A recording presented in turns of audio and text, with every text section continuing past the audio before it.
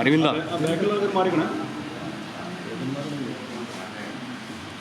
1120 Kunhalikutty.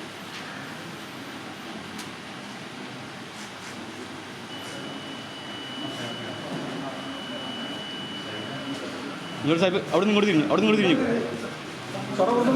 Sir അവിടെ നിന്ന് ഇങ്ങോട്ട് തിരിഞ്ഞിക്കും. ആ ഒപ്പിട്ടു ഒപ്പിട്ടിട്ടു.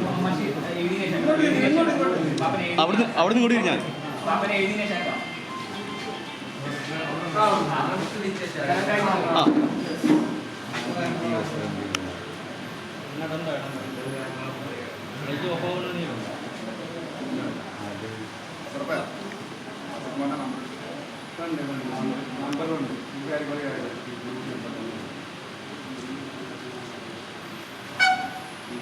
ആ കൈ വെച്ച്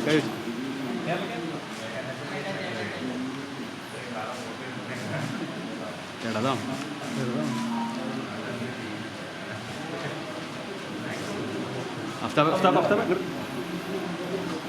മുബഷിർ ഫ്രെയിമിലാ.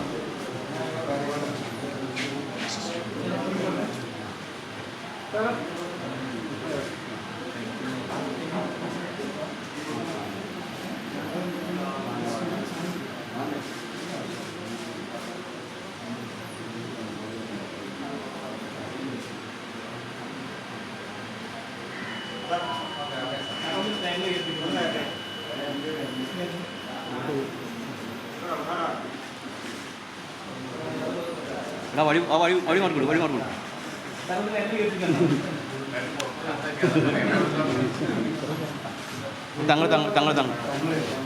ഈ സമസ്യയടക്കമുള്ള കുറേ വിഷയങ്ങളൊക്കെ അവസാന നിമിഷം ചർച്ചയായിരുന്നു. അതെങ്ങനെയാണ് ബാധിക്കാൻ പോകുന്നത്? അതൊക്കെ തീർന്നല്ലോ. ഇന്നിപ്പോൾ അതൊന്നും അല്ലല്ലോ വിഷയം. ഇന്നിപ്പോൾ തങ്ങൾ പറഞ്ഞ അതാണ് വിഷയം. ഇന്ത്യ രാജ്യത്ത് കടുത്ത വിഭാഗീയതയും വർഗീയതയും ഒക്കെ പ്രചരിപ്പിക്കാനൊരു കൂട്ടർ ഇറങ്ങുമ്പോൾ മറ്റെല്ലാ വിഷയങ്ങളും അതിൻ്റെ പിറകിലാണ്. അപ്പോൾ കോൺഗ്രസിനെ പോലെയുള്ള ഇന്ത്യ മുന്നണിയെ പോലെയുള്ള കക്ഷികൾ അധികാരത്തിൽ വരാതിരുന്നാലുള്ള അപകടം, കൂടുതൽ കോൺഗ്രസ് സ്ഥാനാർത്ഥികൾ വിജയിക്കണം, അതാണ് ഇന്നത്തെ ആവശ്യം.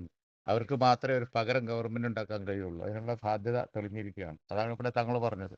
മറ്റു വിഷയങ്ങളൊക്കെ നമുക്ക് വല്ല മറ്റ് ഘട്ടത്തിൽ പറയുക, ചർച്ച ചെയ്യുക എന്നല്ലാതെ ഇന്ന് ഇന്ത്യക്കാർ മുഴുവൻ, വോട്ടർമാർ മുഴുവൻ ഇരിക്കുന്ന ഒരേ ഒരു വിഷയമാണ് ഇന്ത്യ മുന്നണി അധികാരത്തിൽ വരണം, ഇന്ത്യയെ രക്ഷിക്കണം.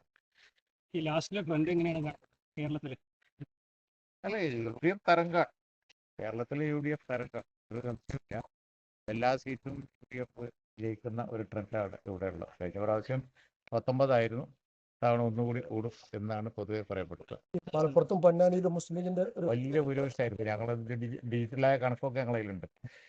ബൂത്തിലേക്ക് നേരിട്ടുള്ള സാധ്യതകൾ ആരായുന്ന സോഫ്റ്റ്വെയർ വെച്ച് ഞങ്ങൾ കണക്ക് കൂട്ടിയിട്ട് മലപ്പുറത്ത് 2 ലക്ഷത്തിൻ്റെ മുകളിലുണ്ടാവും.